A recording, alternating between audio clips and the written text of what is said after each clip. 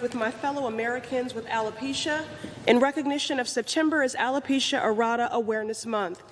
Today, like nearly 7 million Americans, I live with alopecia, an autoimmune disease which attacks the hair follicles. This common condition is highly unpredictable and cyclical.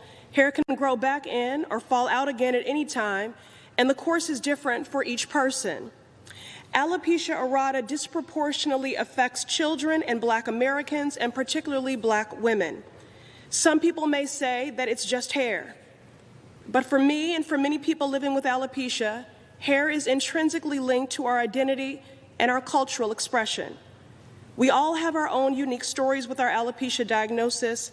Mine began nearly a year ago as my braider noticed a small patch of baldness. Very soon after, I was waking up to sinks full of hair. What started as a few small patches quickly spread. I remember the moment vividly. I was alone in my D.C. apartment, separated from my family, on the same day that would have been my mother's 72nd birthday, and on the eve of an impeachment vote. I was standing in the bathroom, staring at my reflection in the mirror, and for the first time, I was completely bald. For months, I had dreaded the moment when it would be all gone. But looking at myself in the mirror that night, I felt relief, peace, and acceptance. It was a moment of grace, and I thank God for that. In a matter of weeks, I would lose my eyelashes, eyebrows, and the rest of my hair, and be diagnosed with alopecia universalis, one of 3 forms of alopecia. I'm still coming to terms with my new alopecia reality and the impact of my traumatic hair loss.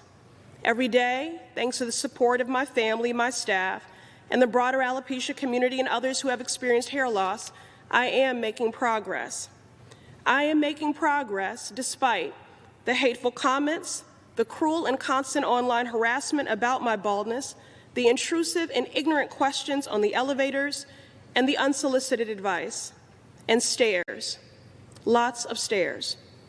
No doubt about it, a bald woman entering a room, entering the floor of the U.S. House of Representatives makes people uncomfortable.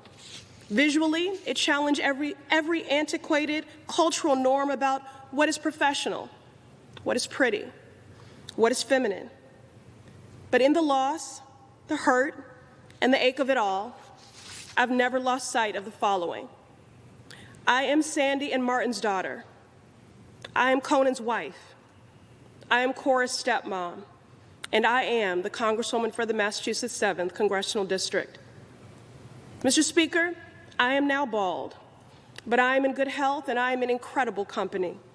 I have received an outpouring of love from people across the globe who are living with alopecia.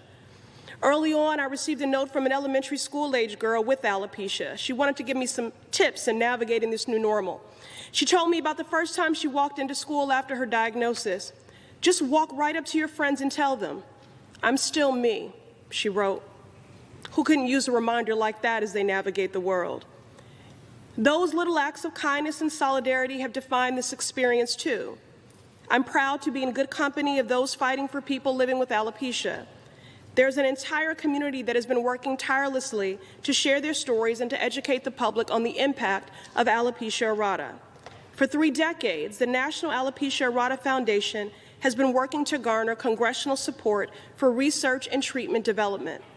My longtime friend and partner in good, Congressman McGovern, introduced legislation to allow medical wigs to be covered under the Medicare program so that every senior living with alopecia can afford wigs and other head coverings. This year, the House passed my amendment to provide an additional $5 million worth in next year's funding for the National Institutes of Health, which will fund research to increase our understanding of the causes, impacts, and possible treatments of alopecia areata. I know that our work is far from over, and I will continue to fight. I will take my seat at the table. I will take up space, and I will create it too. And with this space, we will make change. Every single person deserves to show up in the world exactly as they are without fear or discrimination. To my fellow alopecians, wherever you may be, today I bring our stories to the floor of the People's House to say that we belong. Our stories deserve to be heard, and we are absolutely beautiful and worthy. Thank you. I yield.